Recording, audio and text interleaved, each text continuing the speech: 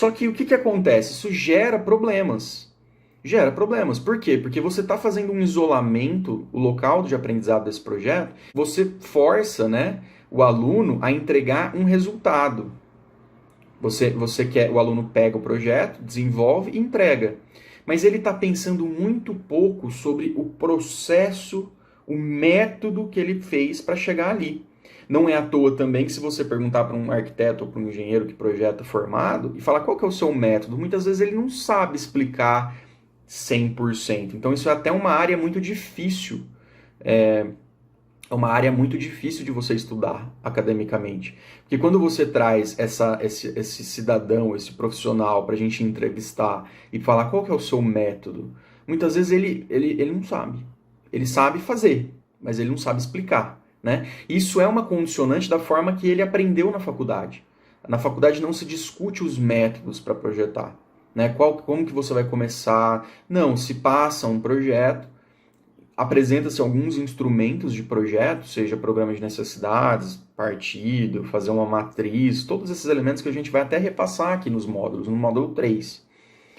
Só que não é a realidade. Né? Quando você não passa a pensar nos seus métodos, você tem uma desconexão muito grave entre as realidades. Realidade da faculdade e do mercado. Tanto que você tem um choque quando você se forma.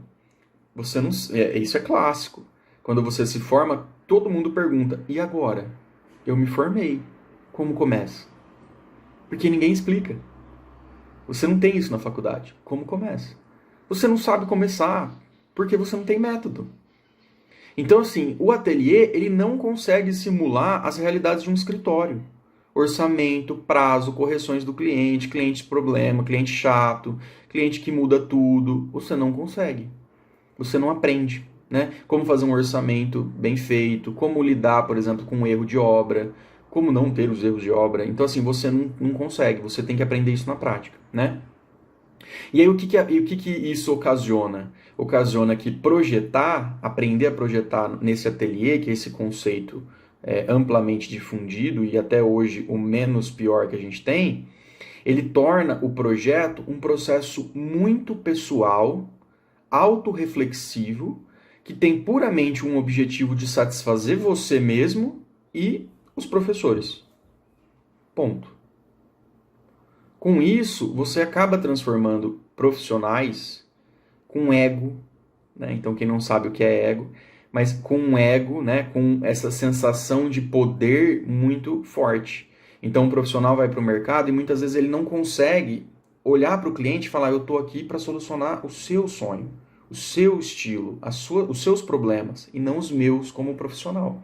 Então é isso que a gente fala que tem um ego.